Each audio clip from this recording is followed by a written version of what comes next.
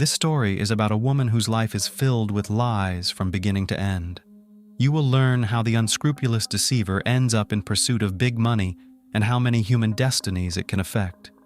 Michele grew up in the town of Hurst in the suburbs of Dallas, Texas. She had a younger sister, Laura.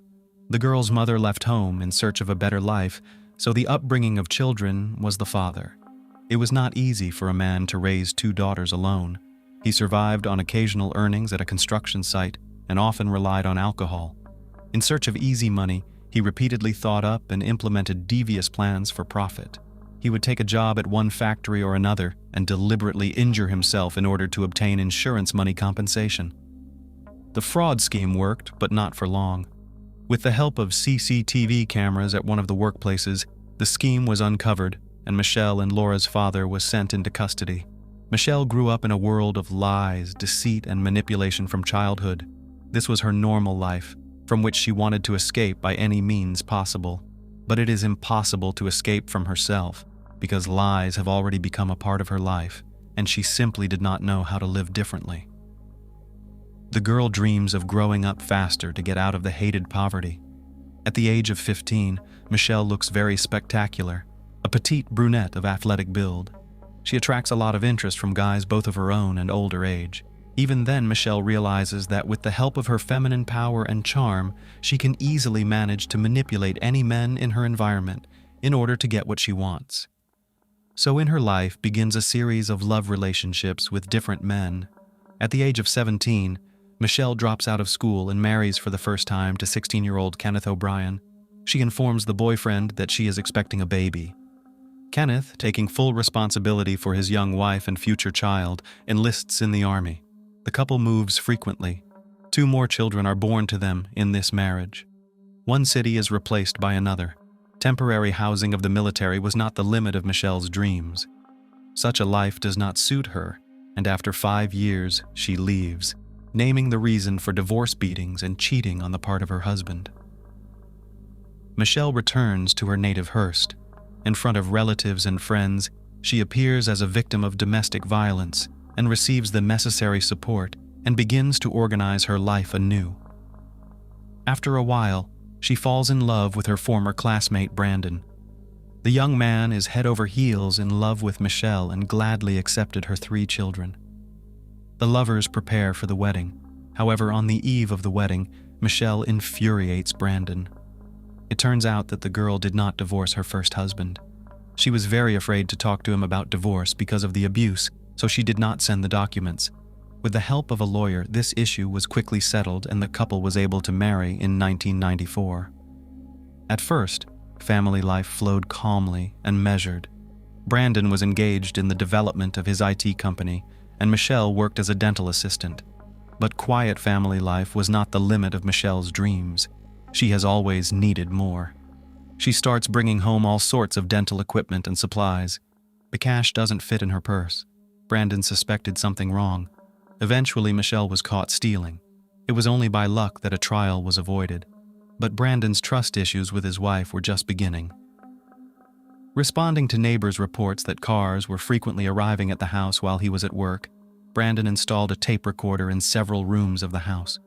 Listening to the tape, he heard various men visiting their home throughout the day. Brandon does his own little investigation and learns that the reason for the divorce in Michele's first marriage was her numerous infidelities, not her husband's beatings, as she told everyone. Brandon's patience broke, and he demanded a divorce. Michele was furious that Brandon initiated the divorce, and while he was at work, she got back at him. "I had a very nice saltwater aquarium with thousands of dollars worth of fish in it," Brandon says. "She poured Comet into it and killed all the fish." But Michele didn't stop there. Brandon also had a beloved dog named Domino. Michele stuffed the dog with sleeping pills, which led to the death of the living creature. Michele put Domino to sleep. "If you're shocked at this point, we've only scratched the surface," Brandon says. "It was a nightmare that wouldn't stop.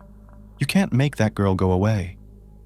Unfortunately, Brandon learned the truth about Michele when his own marriage was completely destroyed. Everything Michele did with Brandon Dixon pales in comparison to her adventures with other men. It was later revealed that John Paul Ray, also a student at the high school Michele attended in Hurst, was the father of her first child.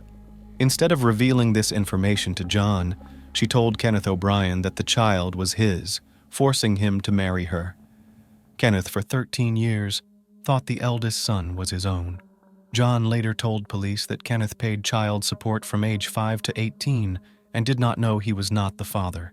After Brandon and Michele divorced, she moved in with John, the father of her first child. They lived in a common-law marriage for 8 years. The relationship came to an abrupt end when John began to suspect his wife of cheating. Michele didn't deny it. She confirmed the affair on the side. John moved out, leaving most of Michele's possessions. Michele's next love was Greg Williams. They were both not so young anymore. Both had a history of past marital failures. The man was married twice and had a daughter. After Greg and Katie divorced in 2003, the couple agreed to share custody of their common daughter, Taylor. However, there was no formal agreement on child support, because the former spouses had a good relationship. Rich, successful, and generous Greg was a perfect match for Michele. In 2007, Greg and Michele had a common daughter, Michele. A year later, they got married. Their marriage was like the American dream. Money, children, love, it was all in abundance. Michele seemed to have made it through the thorns to the stars and got the life she had always dreamed of. Greg Williams held his family in very high esteem. He grew up in a family with fierce principles and achieved everything on his own from an early age. He loved sports and was a martial arts black belt. In addition to his love of exercise, Greg was also a fan of guns. Both he and Michele had guns that they kept in their home in Keller. Michele's gun, a Silver Point .40 caliber pistol, was kept in a safe.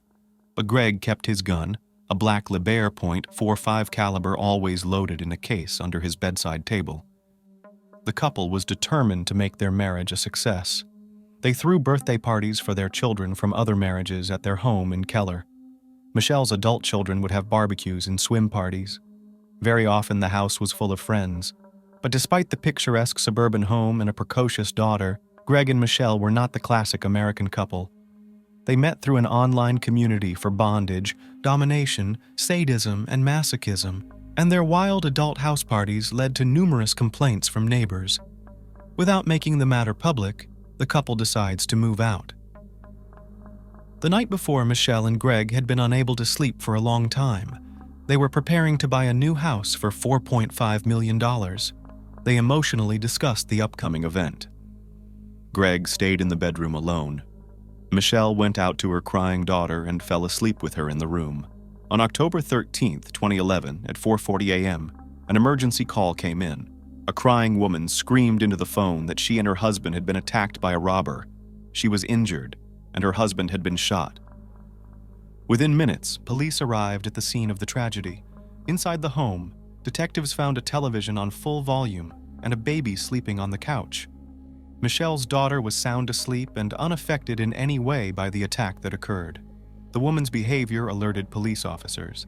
She was behaving rather strangely and did not look like she had just experienced a burglary. Soon, the gated community was filled with police cars, detectives, and forensic experts.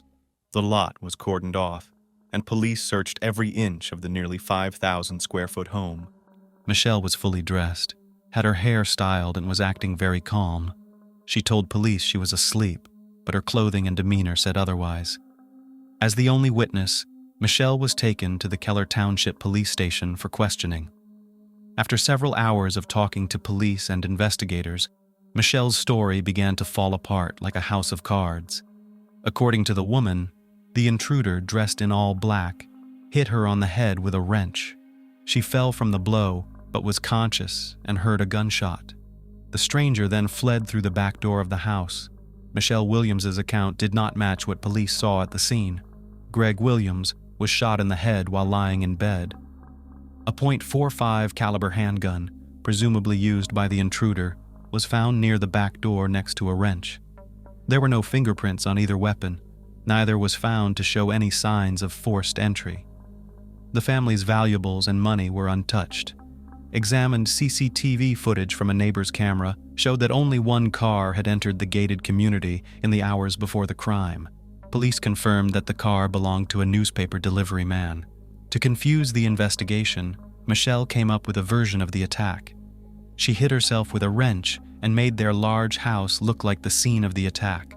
But detectives did their due diligence and noticed a number of details that didn't add up. Michele Williams was fully dressed, her hair was styled, and she had fresh makeup on her face. It gave the impression as if she was waiting for someone. The gun used during the crime was found in the house without any fingerprints, and the final detail that proved Michele's lie was the $20,000 in cash that was not stolen in the robbery. Michele had no explanation for why a successful businessman and devoted father decided to take his own life, but she was able to explain her behavior. Michele claimed she wanted to spare their young daughter the bitter truth about her father's self-inflicted death. She admitted to police that she wiped down the gun and washed Greg's hands to cover up fingerprints before desperately staging a home invasion and calling emergency services.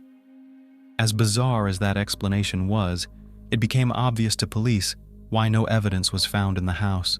Michele admitted to wiping the crime scene with bleach and hitting herself in the face with a wrench to present a more realistic picture of the attack. From the beginning, Keller police doubted the credibility of Michele's testimony. But at the time, no physical evidence was presented linking her to the crime.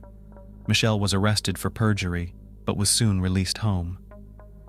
Around 5 p.m. on the evening of her husband's murder, Michele went to her sister Laura's home and did not mention the late Greg's name once during the evening.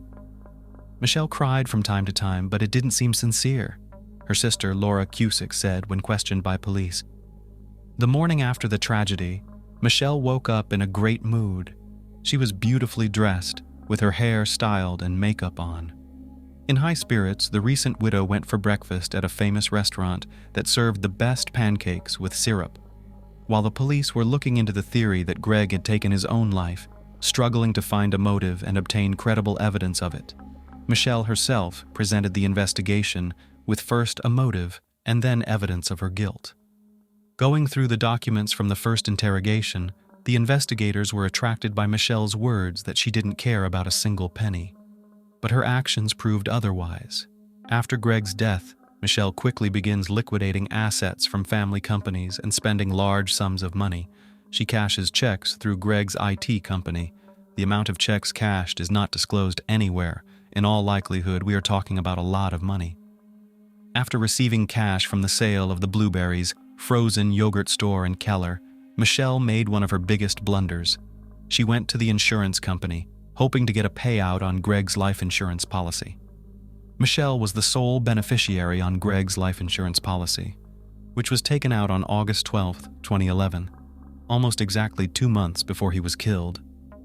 But one important fact the woman missed. According to the terms of the insurance policy, Greg's death was not an insured event because he left his life voluntarily, and at the last moment, she was denied the money. The desire to get the insured sum of $600,000 was the main motive for the crime. Later, another important fact of financial fraud comes to light that casts suspicion on the widow. Fictitious financial documents for a mortgage loan were used to purchase the house that Greg and Michele had been preparing for on the eve of his death. The account numbers were intentionally changed, and the lender did not immediately notice the elaborate fraud. When Greg died, Michele canceled a meeting with the mortgage company, and the fake account was not discussed until it caught the attention of the police. Michele, confident of her impunity, writes a check for $18,000 to attorney Kenneth Wincorn, and takes a week-long vacation to Grapevine with her children. During the 3-month investigation into Greg Williams' death, police were able to unravel his wife's web of deceit.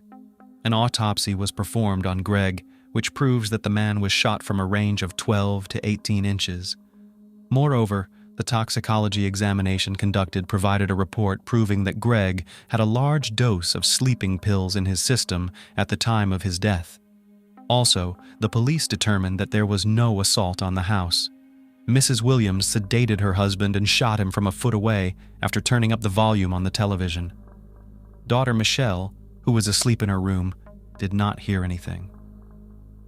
On November 3, 2011, based on the Tarrant County Medical Examiner's report, Greg Williams' death was officially ruled a homicide. Michele Williams was arrested on January 9th as she was on her way to a fitness center. She was charged with murder, tampering with evidence, and making a false statement to police. Michele was both the only witness to the crime and the only suspect. Bail was set at $522,000 to be released from custody pending a court hearing. But Michele spent a week in custody and was released on $85,000. Dressed in gym clothes, Michele walked out of jail with a GPS monitor and under the arm of attorney Kenneth Wincorn, who was now officially representing her. Greg's first wife, Kathy, was furious when she found out that attorney Wincorn was defending Michele. That money she paid him was part of Greg's estate, and it should never have gone to pay the legal bills of the woman who was accused of killing him. Online court records list Kenneth Wincorn as the attorney for Katie and Greg's divorce in 2003, and Wincorn's name and signature appear on legal documents regarding the custody agreement for their shared daughter Taylor in 2008. However, Kenneth Wincorn's defense of collusion with Michele Williams will be exonerated by providing evidence. The divorce was handled by his company, and he personally never represented Greg. Kenneth Wincorn said he first learned of Greg's murder from an IT company employee.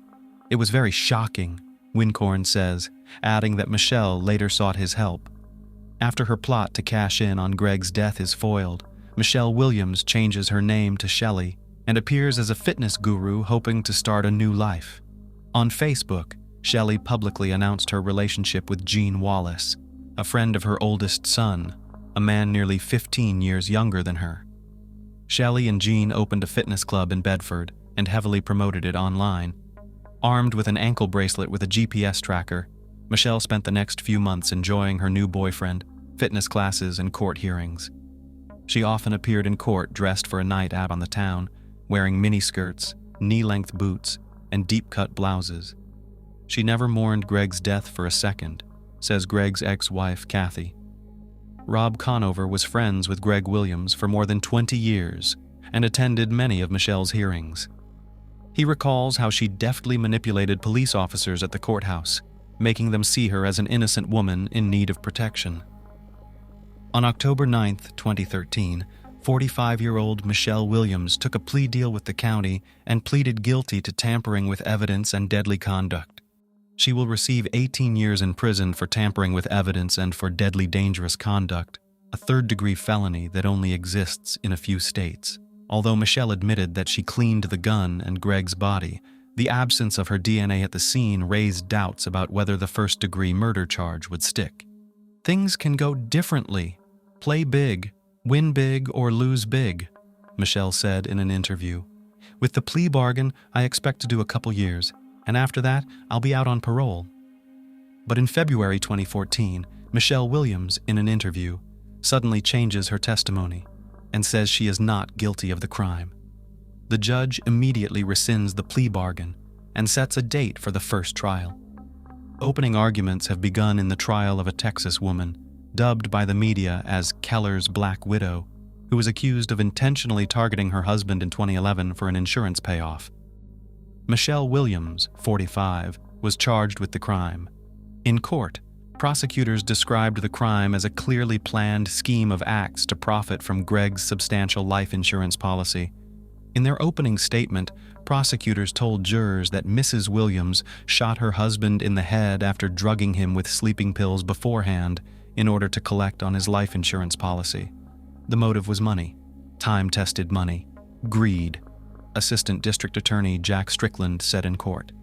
Although Michele admitted that she cleaned the gun and Greg's body, the absence of her DNA at the scene raised doubts about whether the first-degree murder charge would stick. In response to an interview request, Michele's attorney released a statement on her behalf. Attorney Kenneth Wincorn described the difficulties in the case caused by the spotlessly clean crime scene. The prosecution struggled to prove a premeditated crime, disregarding the fact that there was no DNA from the suspect. In repeated searches, cleaning products were found, but it stands to reason that Michele's fingerprints were on them, since the products were in the house where she lived and did the cleaning. If the jury concludes that Michele tampered with evidence of Greg's death, making it look like the man had spontaneously passed away and then cleaned up the crime scene by hiding evidence and then lying about it, she will get a life sentence. But if Michele is sentenced as scheduled on April 21st, no jury will ever get a chance to hear the whole story and decide on the appropriate punishment. Through careful questioning of the Williams couple's friends and acquaintances, information regularly emerged about the unfavorable environment that had prevailed in their family for a long period of time.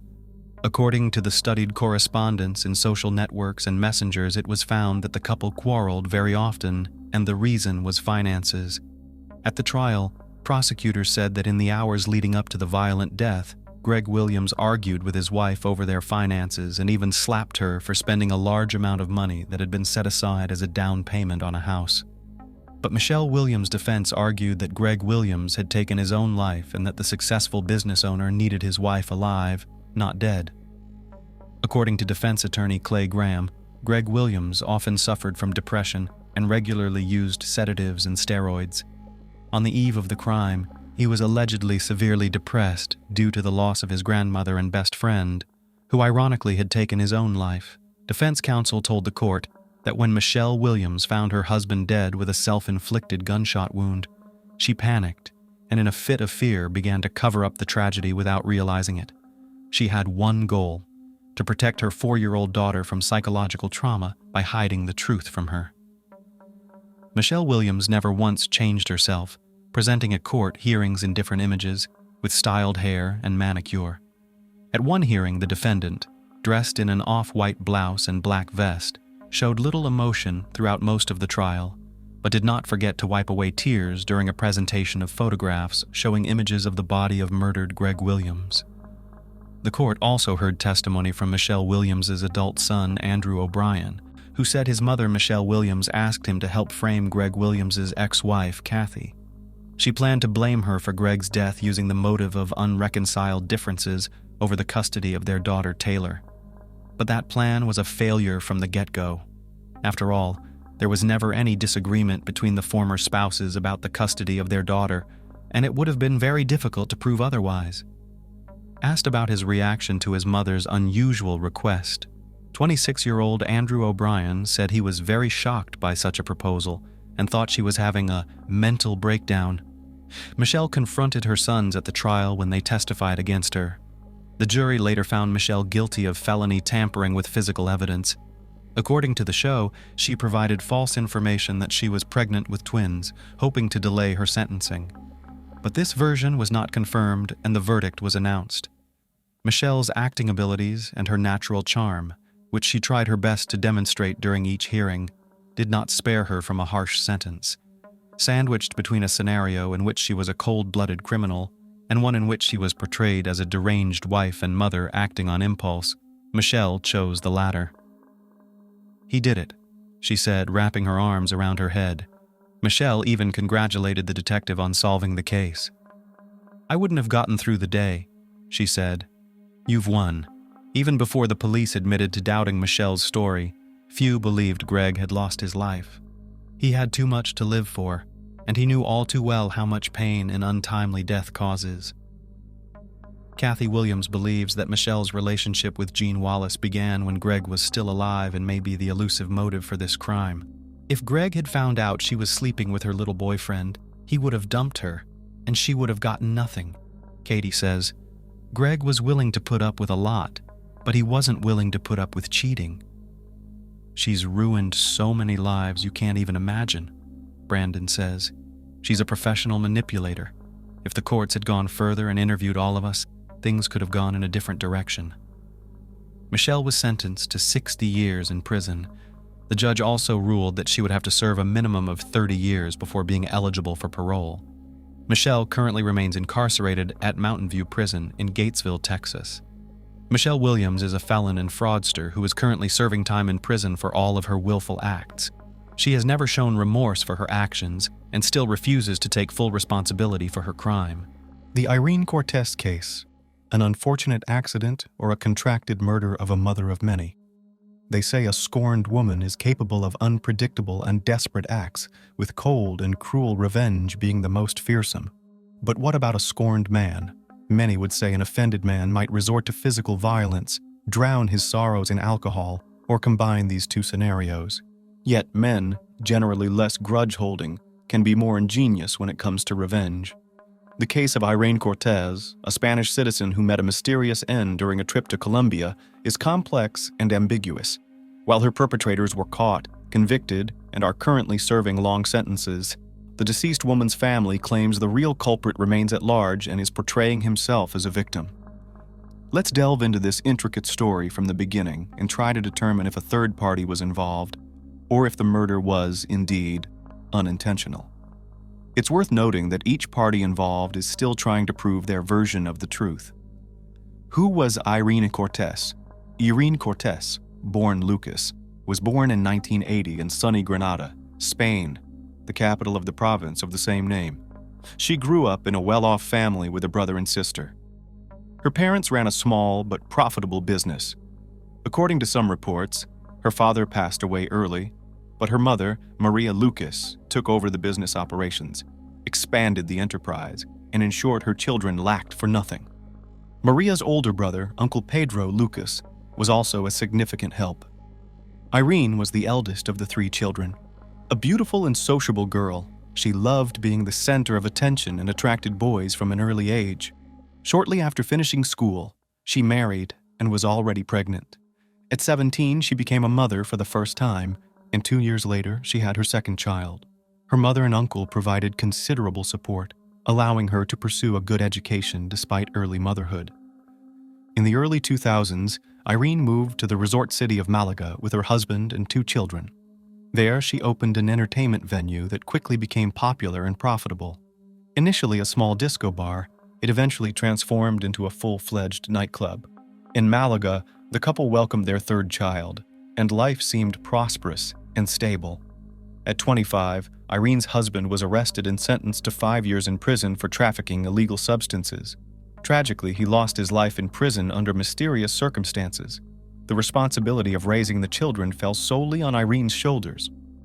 Remembering how her mother single-handedly raised 3 children, Irene was determined to persevere. She successfully managed her business, earned well, and had big plans for the future. Relationship with Farid Hennasares. Farid Hennasares, a native of Barranquilla, Colombia, was born in 1976. Growing up in a large, impoverished family, he was the youngest of his siblings. His parents separated in the early 90s when he was still a teenager. His older siblings were independent by then, and Farid stayed with his mother. In 2001, at 25, Farid, along with his elderly mother, moved to Spain in search of a better life. They settled in Malaga, where Farid took any job he could to support himself and his mother. In 2005, he started working as a waiter at a nightclub owned by Irene. Irene immediately noticed Farid's hard work and reliability. She was also attracted to him, and Farid in turn did his best to please her. At the time, Irene's husband was incarcerated, and she planned to file for divorce but couldn't before her husband's untimely demise. Irene and Farid's employer-employee relationship soon blossomed into romance. Farid wasn't deterred by Irene's 3 children from previous relationships, nor was Irene bothered by Farid's humble background as a waiter whose salary she paid. Within months of starting their relationship, the couple decided to move in together. They settled in Irene's spacious apartment, and soon after, Irene became pregnant with Farid's child. They went on to have 2 children together. It's unclear if they were officially married, but Irene kept her first husband's surname, while the children born with Farid carried the Hennasares surname. Imprisonment and infidelity. In 2009, Irene's past seemed to repeat itself. Like her first husband, Farid was arrested for distributing illegal substances and sent to prison. Once again, Irene was left alone, this time with 5 children. Farid was sentenced to 3 years, but served only 1.5, being released early for good behavior and cooperation with the investigation. However, soon after Farid's imprisonment, Irina found solace in the arms of another man and lived with him for those 1.5 years. Farid learned of her infidelity only after his release. Understandably furious, he threatened Irene and her lover and almost attacked the man, narrowly avoiding another legal issue. Eventually, they resolved the matter peacefully.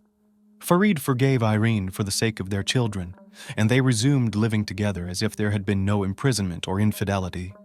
Irene's relatives were always skeptical about Farid. Her mother and uncle disapproved of their relationship, suspecting Farid was only interested in Irene's money. Also, Irene's older children from her first marriage never accepted Farid, while the youngest, whom Farid had raised since the child was 2, saw him as a father figure. Fateful trip to Colombia. In early 2011, Irene's husband, Farid, expressed the need to visit his homeland of Colombia due to his father's severe illness. Reportedly, Farid's estranged father was diagnosed with advanced cancer, and his sister in Barranquilla had informed him of the dire situation. Irene, who had long wished to visit Farid's homeland, decided to accompany him. She was eager to meet Farid's father, whom she had never met, and also experience the legendary Barranquilla Carnival, typically held in late February. Moreover, Irene, who hadn't taken a vacation for years due to her dedication to work and raising her 5 children, saw this trip as an opportunity for a much-needed break. The couple planned a 10-day trip across the ocean, with Irene's mother and younger sister agreeing to care for her children during this period. Despite her mother, Maria Lucas's attempts to dissuade her from the journey due to a bad premonition, Irene disregarded her concerns. At the same time, the family faced financial difficulties due to a seasonal downturn in their business. Despite this, Irene had personal savings of 3,000 euros in cash hidden at home. But on the eve of their trip, she discovered the money had mysteriously vanished, almost derailing their plans. Irene quickly borrowed the necessary funds from her uncle and close friends. She also booked their flight tickets and a hotel in the city center, thoroughly preparing for a journey that, tragically, would be her last. Mysterious murder. On February 27, 2011, the couple arrived in Colombia. The flight was uneventful, and they immediately checked into their hotel. Irene called home to reassure her mother. However, 2 days later, Farid informed Irene's eldest son, 14, of his mother's death. Initially, Farid claimed an accident, but it was soon revealed that Irene was murdered during a robbery at a Barranquilla entertainment venue. The case quickly became a major news story in Colombia. The narrative was that Irene, a Spanish tourist, was killed by robbers who fled the scene, triggering a citywide police manhunt. However, the circumstances of the robbery and murder seemed unusual and suspicious. The attackers did not appear to be trying to steal anything, but instead shot Irene in the heart and then fled in haste. Police and local media representatives quickly arrived on the scene. Despite the fact that Farid witnessed the shooting of his partner during an interview with journalists, he looked quite calm, not corresponding to the image of a grief-stricken widower. The Spanish embassy in Bogotá confirmed the murder, adding that Irene's remains will be repatriated after the necessary investigations. The exact events of the night of March 2nd have yet to be clarified by investigators. In the meantime, authorities are actively pursuing the attackers responsible for this senseless crime. Surveillance footage. The case of Irene Cortez's mysterious death seemed to gain clarity after reviewing surveillance footage from cameras installed at the location where the murder occurred. On March 1st, Irene and her partner, Farid Genesares, had planned to meet Farid's brother, his sister, and their spouses. The group of 6 enjoyed the carnival, walked around town, and then, at Farid's suggestion, went to a local bar for dinner and entertainment. By 1 a.m., Irene, Farid, and his relatives were the only customers at the bar, as surveillance footage clearly shows. Around 2 a.m., 2 young men sitting away from the group entered the bar. They did not order anything and did not look comfortable, which caught the attention of the bar manager because of their suspicious behavior. Moreover, their young appearance made the manager check whether they were of legal age. The young men refused to show their IDs and, when asked to leave, one of them pulled out a gun and aimed it at the manager. His accomplice produced a knife, but soon retreated out of the camera's view. The armed assailant pushed the manager aside and approached Irene's table, announcing a robbery and demanding mobile phones and cash. His knife-wielding partner reappeared, presumably to collect valuables while the gunman kept the group under threat. However, he didn't get a chance to act. Confronting Irene, the gunman ordered Farid to stand for a pocket search. As Irene reached for her purse, the assailant lunged at her with the sane hand holding the gun. A shot was fired as he grabbed the purse, striking Irene directly in the chest. She collapsed to the floor as the assailants fled without taking anything. Farid and his brother chased after them while his sister tried to stop Irene's bleeding and his brother's wife called for emergency services. Unfortunately, the culprits were too fast to catch. The men returned to the bar, attempting to aid Irene, but it was too late. Emergency responders arrived quickly, yet Irene succumbed to her injuries en route to the hospital, leaving behind a baffling case and a grieving family. The hunt for the perpetrators, arrest, and trial. In the wake of the robbery and homicide that took Irene Cortez's life, law enforcement mobilized all available resources. The city was teeming with tourists for the carnival, and ensuring their safety was paramount. A reward of 10 million pesos, about 3,500 euros, was announced for information leading to the culprits. The first suspect, the gunman Brian Dario, was apprehended the next day. He quickly implicated his accomplice, Juan Carlos. Juan, 18, surrendered to authorities, hoping for leniency. During interrogation, Dario claimed dire financial straits, debts, and a sick child in need of costly treatment drove him to the crime, corroborated later by his relatives. He maintained that Irene's shooting was accidental, occurring while trying to snatch her purse. Juan Carlos contended he was an unwitting participant. He said Brian didn't reveal his plans but asked for backup in a job. He claimed to have only a small knife for intimidation, not harm, and left the scene once he realized Brian's intentions. However, surveillance footage contradicted his claims, showing him returning to Brian. With both perpetrators in custody and their confessions, the case appeared solved, with prison sentences looming. The court found Dario guilty of robbery and homicide under aggravating circumstances, sentencing him to 23 years. Carlos received 17 years for complicity in these crimes. Accusations against Farid and new crime details. From the early stages of the investigation, the family of the deceased woman openly accused Farid of orchestrating the murder of his wife. Irene's mother and uncle hired a detective who conducted an independent investigation, gathering additional materials and evidence to hold the man accountable and prove his involvement in the crime. Starting with the earlier mentioned disappearance of 3,000 euros from the hiding place in Cortez's house. According to Maria Lucas, only Farid knew about this money, and he was the only one who could have discreetly taken it. The woman told her daughter about this from the beginning, but she did not want to listen. Now, she believed that her son-in-law used this money to pay Dario to kill his wife. Another weighty argument was the fabricated illness of the man's father, whom he was so eager to visit. It turned out that no cancer diagnosis was made for the elderly parent, and he was quite healthy for his age. Farid concocted this story, making it the main pretext for the trip to Colombia. Also, it was Genesaris who initiated the visit to that fateful establishment. Moreover, he insisted on continuing the feast deep into the night when all the other visitors had long dispersed, and their company was alone in the hall. Further, the detective conducted a detailed analysis of those very recordings from the cameras, giving an assessment of what was happening and making his own conclusions. He noticed that the criminals acted strangely. Juan was clearly scared and, most likely, really did not understand what was happening while Brian approached the company, came up to Farid and raised him, but did not directly threaten him with a gun. It looked like the men knew each other and acted cohesively. Then Farid, strangely, moved behind Irene, who was sitting at the table. When she reached into her bag to get her wallet, the criminal with the gun looked at the man as if waiting for a signal. It's hard to say exactly whether he received any kind of sign, as the victim and her husband were back to the camera. After the shot, the man chased the killer, but, in the expert's opinion, he deliberately let him escape.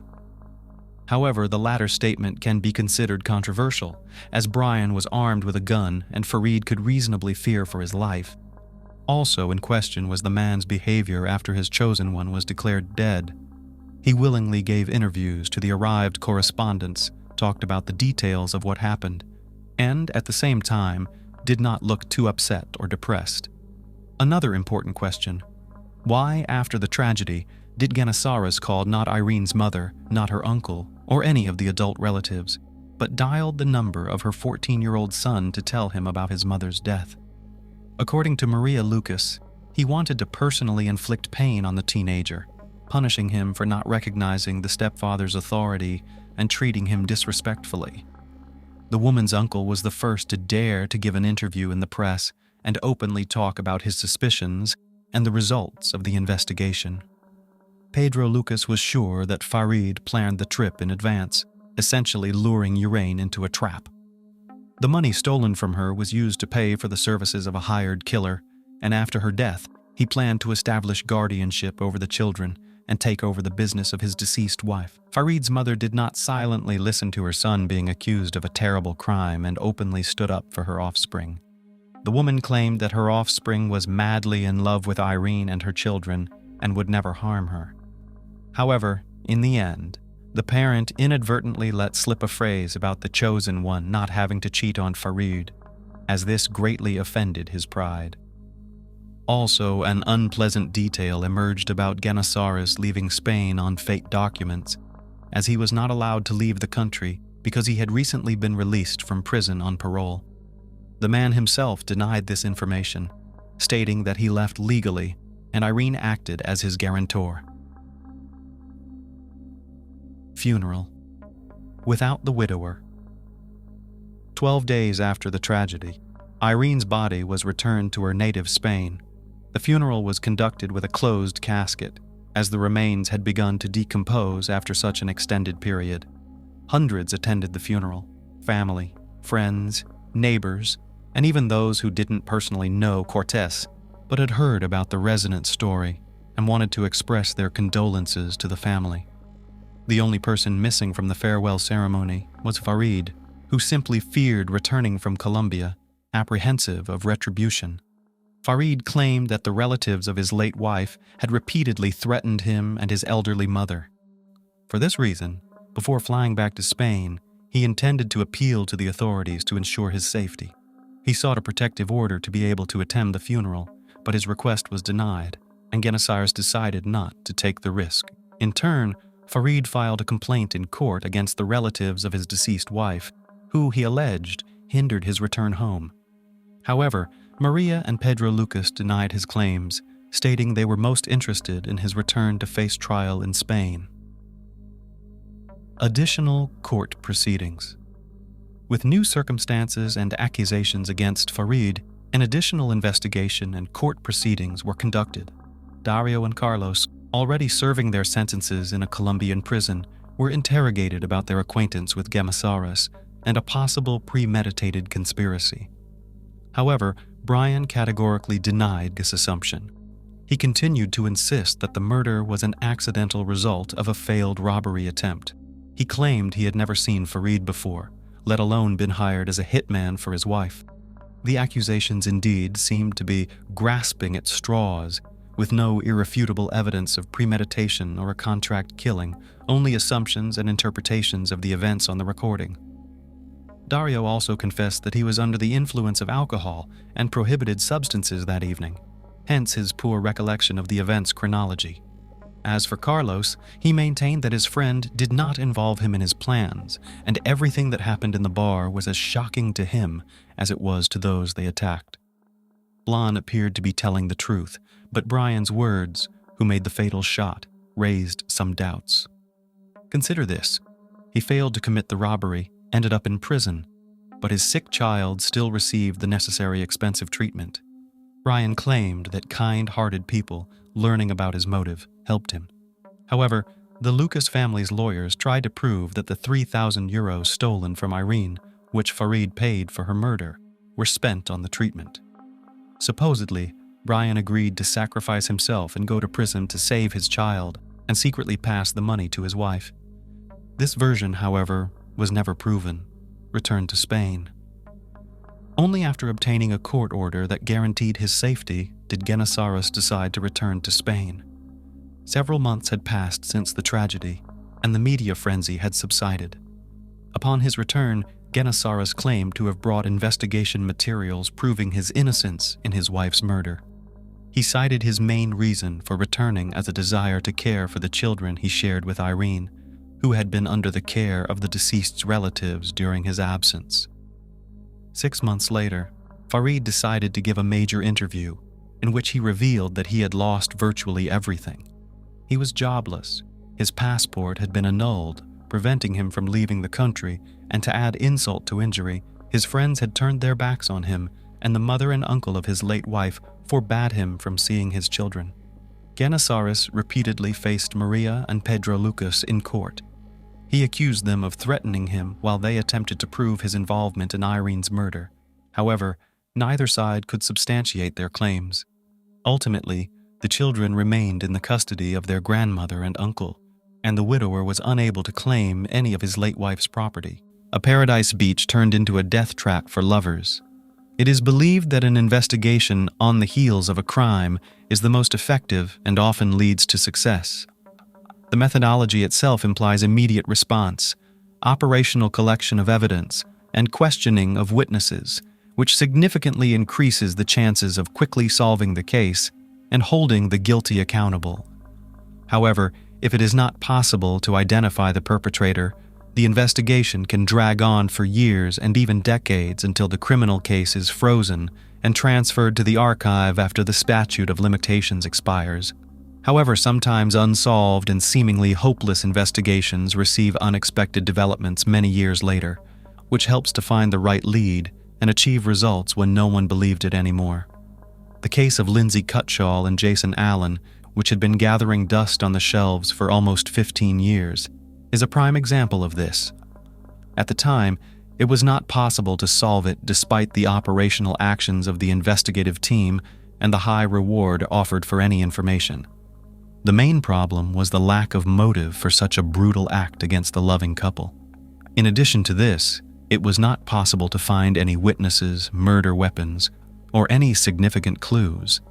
It was a typical dead end, and no one hoped that the truth would ever be discovered. However, a decade and a half later, solving this case was helped by another brutal crime. It also turned out that at least 4 people knew what had happened, but all these years, they remained silent.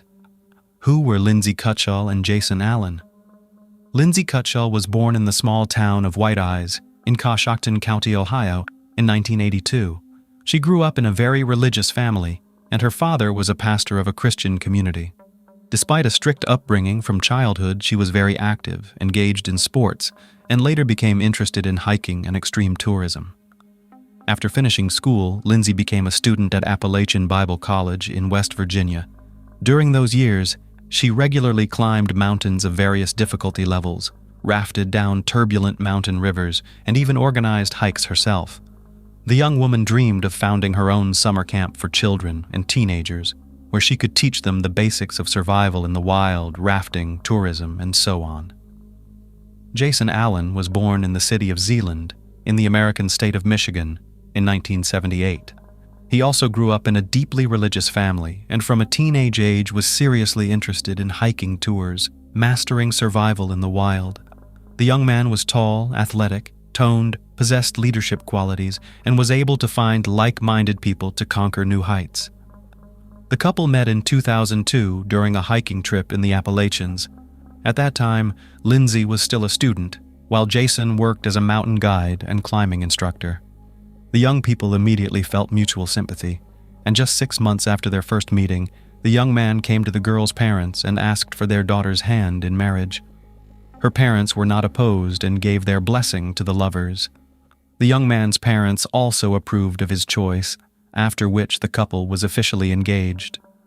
Allen presented the young woman with a beautiful diamond ring for this occasion, which was soon to be complemented by another, an engagement ring.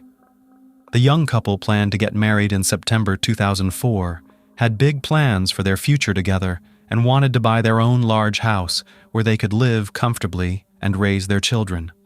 Unfortunately, these plans were not meant to come true. The final trip.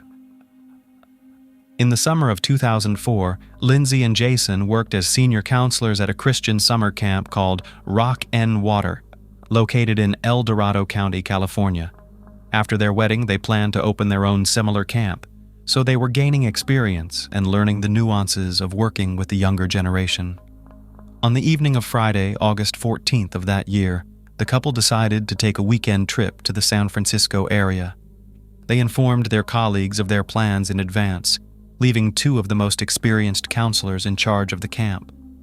Lindsay and Jason promised to return by Monday, so their short journey was expected to cause no complications either for the couple or for their temporary replacements. They set off in a 1992 red Ford Tempo, owned by Lindsay, and that was the last time anyone saw them alive. By Sunday evening, the counselors had not returned to the camp, but no alarm was raised then, as everyone was confident that the couple would arrive either late at night or early Monday morning. However, when it was discovered after the morning roll call at 8 a.m. that Jason and Lindsay were still missing and their phones were unreachable, their colleagues decided to contact the police and also informed the missing couple's families about the situation. The parents, horrified upon hearing the news, rushed to the camp to learn more about the incident. Everyone knew that the couple was very responsible in their duties. They were never late, and if any unforeseen circumstances had occurred, they would have found a way to communicate that. The challenging search. Upon arrival at the camp, law enforcement officials interviewed the couple's colleagues, and the investigation immediately encountered a serious problem. No one could precisely say where the young couple had gone. It was only known that they planned to explore around San Francisco, and given their great love for adventure and extreme leisure, they could be in the most remote corners where there was neither communication nor civilization. While the police waited the legally mandated 2 days during which the missing were expected to report themselves, relatives and friends decided not to just sit back, but to organize a search themselves. They called everyone they knew, trying to find out when the couple last made contact with anyone, distributed flyers with photos of the bride and groom, and requested anyone who might have seen them to respond immediately. By Tuesday, law enforcement had joined the search operation. The main search unfolded around San Francisco, its suburbs and surroundings. However, the area was vast, and it was simply not possible to thoroughly comb through it. Then, one of the friends noted that the couple loved the wild, rocky beaches that were always beautiful and secluded, prompting the police to focus on these areas. Bodies in sleeping bags. For several days, the search yielded no results, and the hope of finding the couple alive was diminishing rapidly.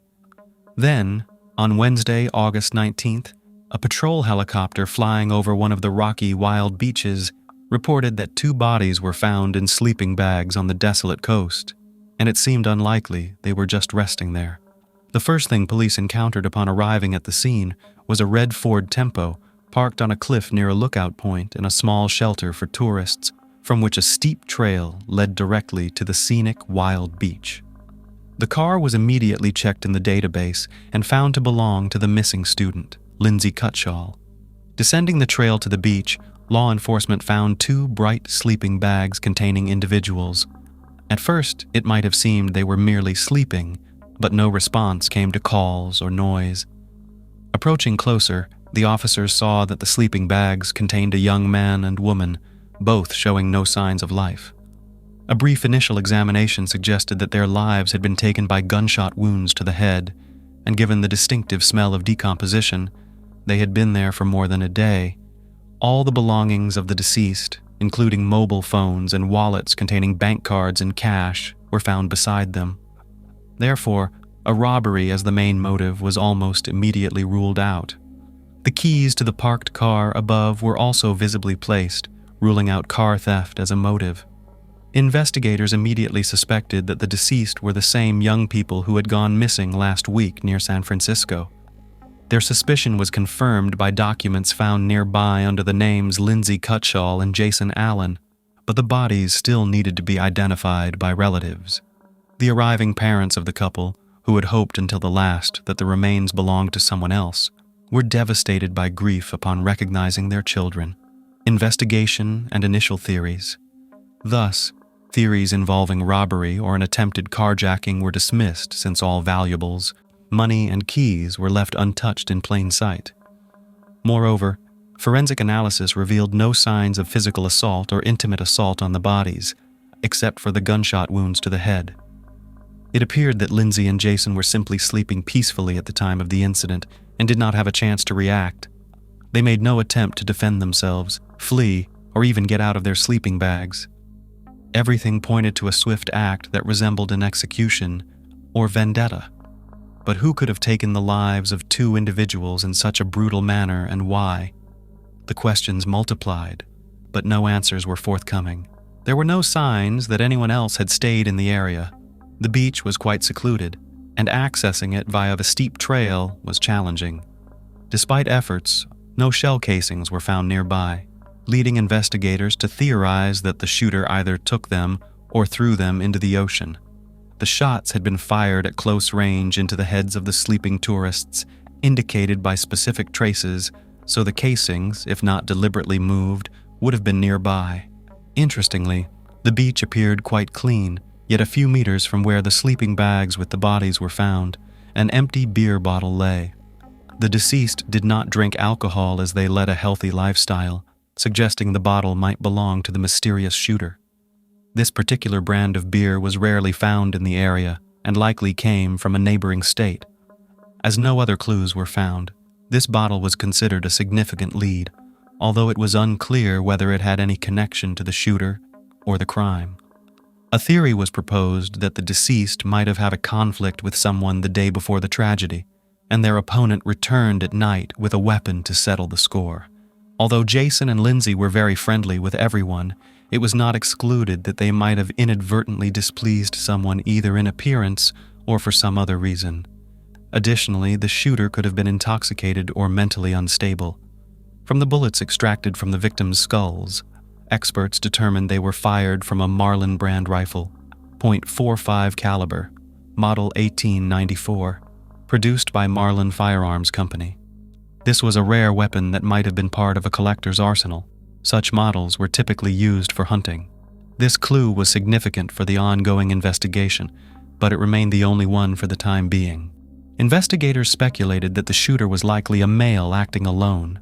He could have been a hunter, collector, or firearm enthusiast. The couple's route, search, and witness interviews. The investigation now aimed to establish the route the couple had taken, who they might have contacted, and when they were last seen alive. The first task presented few issues, as the couple had taken numerous photos, and their camera remained untouched among their personal belongings. Additionally, in the tourist cabin near the lookout point where they parked their car, there was a guest book where visitors could leave notes. The engaged couple had written a couple of entries expressing that it was one of the best weekends of their lives, filled with love, happiness, and the discovery of perhaps the most beautiful beach they had ever seen. It was discovered that on Saturday the couple had stopped at a fishing pier about 20 miles from where their lives were ultimately taken. This was evidenced by the photographs they had taken there, prompting law enforcement to visit the area and speak with locals in search of potential witnesses. Many remembered the young couple traveling in a red car. They were looking for a place to stay overnight, but found no vacancies in any of the 3 nearby hotels. This was because August is peak tourist season in the area, and most travelers book their accommodations well in advance. The couple then dined at a local restaurant, walked around the area, took several photos, and set off again in the evening. According to everyone who saw and interacted with them, they were friendly, engaged in no conflicts, and appeared happy and carefree. None of the witnesses could recall anything suspicious or unusual. Notably, the beach where the bodies were found was located in a protected area where camping was prohibited. However, since the young people could not find a place to stay overnight, they decided to settle on the beach, but chose not to set up a tent, instead using their sleeping bags. They believed that on a warm August night on a secluded beach, they faced no threats, and planned to head back at dawn to return to the Rock and Water camp on Sunday as promised. This information helped narrow down the time frame during which the couple was likely taken from life. They went to sleep but did not survive until morning, indicating they were likely taken from life between 11 o'clock Saturday night and dawn on Sunday. The first suspect. Although the investigation into the double taking of life was in full swing and news broadcasts urged anyone with any relevant information to contact the police, law enforcement withheld certain details. In particular, the results of the ballistics analysis were kept secret to avoid alerting the suspect and prompting them to hastily dispose of the weapon used in the crime. Initially, Suspicion fell on a local drifter who periodically slept on that very beach and had been seen nearby on the evening before the crime. The homeless man, mentioned by some witnesses, was quickly located, brought to the station, and interrogated. The 57-year-old suspect had no alibi for the night of the crime. However, his involvement could not be confirmed. The main reasons were the absence of the weapon used in the crime and the fact that his DNA did not match that found on the beer bottle discovered on the beach. A new phase of the investigation in 2006. For nearly 2 years, the investigation had been at a standstill with no clear direction on how to proceed. Then, in the spring of 2006, law enforcement decided to publicize the data they had on the weapon used in the crime and to reach out again to potential witnesses by offering a $50,000 reward for any useful information that could lead to the perpetrator. Following this announcement, about 1,000 calls came in, but most did not aid the advancement of the investigation. However, law enforcement became interested in 26-year-old Sean Gallen, pointed out by several locals. According to them, the young man collected firearms and bladed weapons, behaved aggressively, was frequently involved in conflicts, threatened acts of violence, and occasionally damaged other people's property. Sean was arrested and questioned. He had previously been on the police's radar for brawling, hooliganism, and driving under the influence of alcohol and drugs. He indeed had an impressive collection of weapons, but the specific rifle in question was not among them. Verifying his alibi from 2 years prior proved impossible, and his DNA did not match the sample found on the beer bottle at the crime scene, so Gallen had to be released. A suspect from another country? Simultaneously, another suspicious and aggressive drifter came under scrutiny, often seen with a firearm, frightening the local residents. His name was Joseph Henry Burgess, and he was 61 years old at the time of the couple's demise. Burgess often ranted about receiving commands from God. It was discovered that in the late 1970s, Joseph lived in Canada, where he also wandered aimlessly. In 1978, he joined the Commune of the Children of God, positioning himself as a deeply religious person, and according to those around him, he was quite the fanatic. He soon had a conflict with 2 young people that escalated into outright enmity, and a few weeks later, these individuals were found lifeless, each with several close-range gunshot wounds to the head. Notably, their bodies were also discovered on a beach in sleeping bags, seemingly taken while they slept. By the time the police arrived, Burgess had vanished.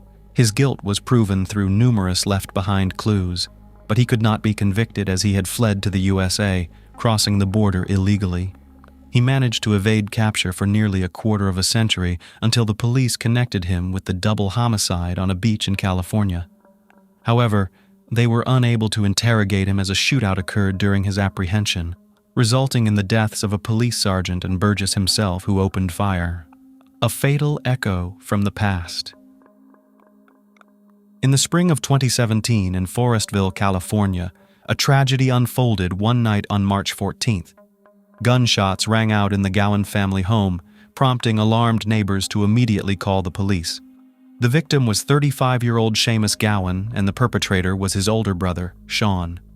An argument had erupted between the siblings, during which Sean, under the influence of prohibited substances, grabbed a firearm and discharged 3 bullets into his younger brother. Police recognized the shooter's name as Sean had previously been detained as a suspect in a double homicide on a beach, but was released due to a lack of evidence. Since then, he had been in police sites twice for property damage and making threats, but had only received fines. It was also discovered that the detainee was an avid hunter and had a hobby of crafting knives and other bladed weapons. Those around him described him as antisocial, aggressive, and unpredictable. After taking his brother's life, Sean attempted to flee but was almost immediately apprehended. Law enforcement then decided to thoroughly reinvestigate this man's potential involvement in a couple's perpetration from 13 years prior.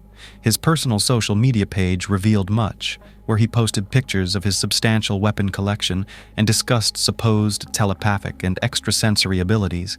According to his posts, he believed he was on a special mission, receiving assignments from space. This seemed like delusions of a disturbed mind, and police suspected Sean indeed had serious mental disorders. He stubbornly refused to cooperate with the investigation. spoke nonsensically, and insisted on his innocence. However, when detectives checked the personal messages on his deceased brother's page, they found something intriguing. Back in 2006, when a $50,000 reward was offered for information on the double homicide case, Sean's former girlfriend had messaged Seamus, suggesting she could claim the reward by turning in her ex-boyfriend. They both knew everything but kept silent. Unfortunately, questioning either was no longer possible since the brother had been shot, and the woman had died in a car accident 2 years earlier. An unexpected confession. Initially, Sean denied any involvement and refused to speak, but when shown the printouts of the messages between his former girlfriend and his brother, he surprisingly confessed and began to give a detailed account. His narrative not only surprised, but shocked law enforcement. Despite more than 13 years passing since the double homicide, Gallen remembered the details of that night vividly. That evening, he had left his house with a Marlin rifle. Intending to hunt in a wooded area, he aimlessly wandered for a couple of hours before descending a trail to a wild beach, which, he claimed, was a spot to encounter boars. As he walked along the shore, he spotted 2 bright sleeping bags. Approaching closer, he discovered a young man and woman sound asleep inside.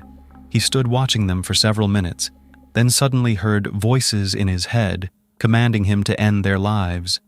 Sean claimed this was the mission from space he could not ignore. He placed the barrel of his rifle almost against the young man's head and pulled the trigger. The sound woke the young woman, but before she could comprehend the situation, a second shot ended her life as well. He decided to collect the casings and carried them away in a beer can he had emptied while descending to the beach. Later, according to him, he tossed the can into some bushes in his father's backyard, where he went to give the rifle to his father and asked him to hide it. His elderly father asked no questions and simply buried the weapon in the dirt floor of the cellar in his old barn. Remarkably, Sean's claims were verified. The rifle was found at the site of the now collapsed barn, and the beer can with the casing still rested in the overgrown bushes in the backyard. The fact that the murderer's father had passed away in 2009 and his property had since fallen into disrepair and abandonment helped preserve these items. It turned out that the bottle found on the beach had no connection to the crime and was mistakenly considered as evidence. Forensic psychiatric evaluation, Sean Gallen blamed the voices in his head, which he claimed ordered him to commit acts of violence, and asserted that he was not aware of his actions. His defense attorneys also insisted that Sean was mentally ill and unfit to stand trial. It was up to qualified psychiatrists to determine the truth of these claims. The evaluation revealed that the accused did indeed suffer from a range of mental disorders, exacerbated by the effects of alcohol and prohibited substances. However, at the time of the crime, he acted deliberately, carefully planning each step. Sean was fully aware of how to proceed and how to cover his tracks to avoid police detection. This was precisely why he first ended the life of the young man, knowing that if anything went awry, the woman would not be able to resist. For the same reason, he took the casings with him and prudently gave the rifle to his father, asking him to hide it. According to the psychiatrists, although Gallen had mental deviations, he was competent to stand trial and be held accountable for his actions. What was surprising in this complex case was that his parents, brother, and former girlfriend knew, or at least suspected, that he had committed the double homicide, yet none of them had turned him over to the police. Trial and sentence. The trial of the accused took place in the spring of 2019, nearly 15 years after the brutal act against the couple. On June 17th of that year, Sean Gallen was sentenced to 2 consecutive life terms, without the possibility of parole, plus an additional 94 years for the end of his own brother's life in 2017. The convicted man is now serving his sentence in a special prison unit designated for particularly dangerous inmates with mental disorders. He continues to claim that he hears voices and behaves aggressively, hence he is kept under special surveillance to prevent him from harming himself or anyone else nearby. Lastly, it should be noted that the motive for the double homicide was never established. Sean simply saw the couple sleeping on the beach and decided to end their lives.